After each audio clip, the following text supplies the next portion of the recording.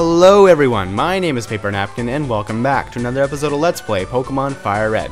In the last episode we kind of finished off in the Sevi Islands area, at least for now. I forgot to point out that on 2 Island there's actually an old man who's a move tutor.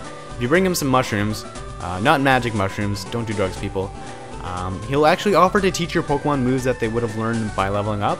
So if you accidentally deleted a move, which I have done quite a few times before, or if you caught a Pokemon after it should have learned a move and it didn't know it and you really wanted it and you couldn't learn it by TM, that's definitely the place to go. I'm not too concerned about that right now, so I'm not going to go back and show it off too much. Speaking of moves, I did teach Goddish 2 new moves in preparation for this gym. Those would be Sunny Day and Solar Beam. Kind of figured she needed some new moves just because Giga Drain wasn't cutting it, especially the fact that it only has 5 PP doesn't mean she can do a whole lot. I did mention in the last episode that we were going to go to Viridian City to fight the 8th gym leader. Kind of spoil the fact that it is in Viridian City, but I didn't spoil who the gym leader was, so let's go find out. In episode 2, when I first came to Viridian City, I didn't point out the gym because I was kind of new, kind of in a rush, didn't know what I was doing. But it doesn't matter because you couldn't actually go inside, the doors were locked. It's only when you get your 7th gym badge that it does open up. And as you can see, there's these kind of movement tiles similar to Team Rocket's hideout. Hint, hint, spoiler, spoiler. And I just love these. You don't actually have to go on a lot of them, if any. I don't even think you have to go on any if you want to. But there are a lot of trainers around here. A lot of them use ground-type Pokemon. You only have to fight 2 to get to the gym leader. And the first one is this guy here, who says we have to win with style. With a truly talented win with style. And I have to agree. Yeah, my Pokemon are just, full of style, critical hits, almost dying. Awesome luck. I love it. And speaking of style, let's set up a Sunny Day and do some Solar Beam sweeping. I love Sunny Day, especially on my Goddish, just because not only does it make it so Solar Beam only takes 1 round to charge up and release. Goddish has the Chlorophyll ability, so she gets a huge speed boost, so it pretty much sets her up for sweeping and massacre. And a critical hit too. That did not matter at all. Because I mean, Solar Beam's 120 base power move, 100% accuracy, and if you can get her off in 1 turn with Sunny Day, it's ridiculous actually. This gym, a lot of ground type Pokemon, so if you have a grass type Pokemon, awesome. If you have a water type Pokemon, that's awesome too. So yeah, great place for those type Pokemon, which at this point you should have one of each. If not, you might be a little troubled. What could you use as an alternative? Good question. Psychic type Pokemon maybe. I don't know. A fighting type Pokemon. Yeah, a fighting type Pokemon would be another good option. Yeah, don't use Psychic type Pokemon just in case they do get hit. They're kind of frail. But as you can see, Goddish is just making quick work of these Pokemon. And up next we have a Nidorina, which is actually just a poison type Pokemon. It's not a ground type Pokemon just yet. So I'm going to switch in Ghost Bus. It's only when she evolves into Nidoqueen that she does become poison ground. So I'm just going to use a quick Psychic.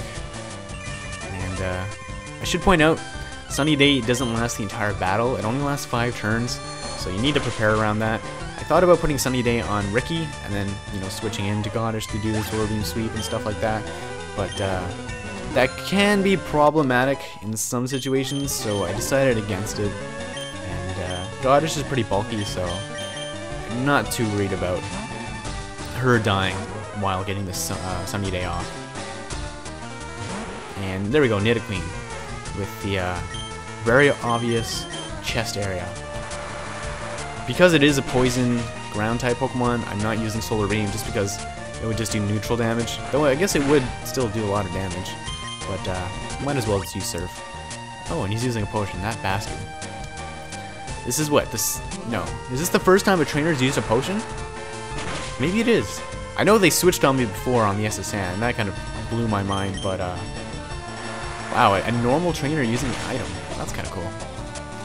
I guess that's kind of pointing out to the fact that we are getting towards the end of the game, and my Pokemon are decently leveled, I guess, for this area, but I'm definitely gonna have to do some preparations before going to Elite 4, just because at that point there's no turning back, and I definitely need to level up my Pokemon.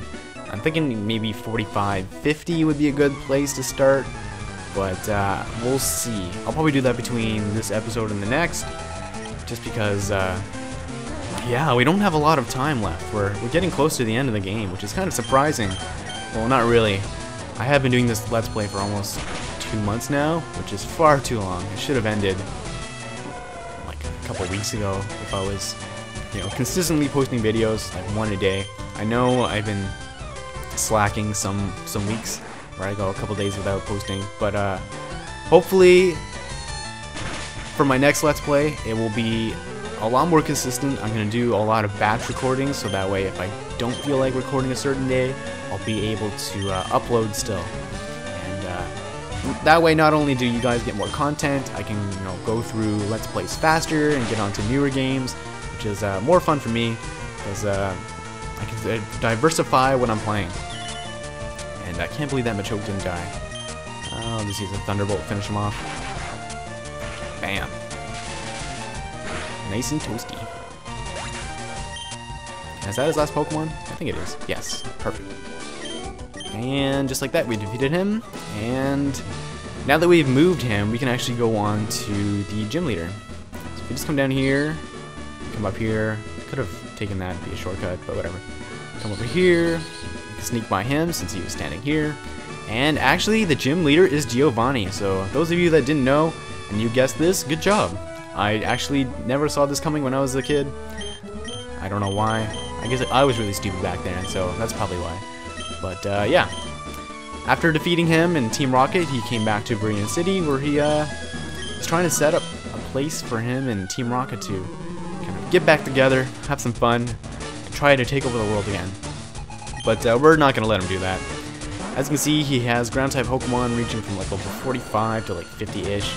Because I have the Sunny Day Solar Beam team, I am just going to wreck his Pokemon. And you can make as many faces as you want, Giovanni, but I'm not going to make this any easier on you.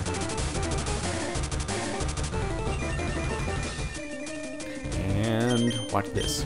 Level 45 Pokemon? No big deal. I'm just going to use the Solar Beam and kill it in one hit. Bam, look at that. I'm almost 10 levels underneath him. Under-leveled compared to him, rather. And I can kill him one hit, so that's pretty testifying to the power of Solar Beam. Oh, he's level 50, so I'm like 14 levels lower. Watch this, one-hit kill, right now. Though Rhyhorn is ground rock type, so Pokemon, so it's taking 4 times damage. But that doesn't matter. I'm still killing it in one move. Pretty impressive. And this is the point where it gets a little bit more difficult. Dugtrio. Dugtrios are pretty quick, so he'll probably get a move off before I get a Solar Beam off. Hopefully I will survive. I'm using the Earthquake, and please don't die, please don't die, please don't die. No, not a problem at all.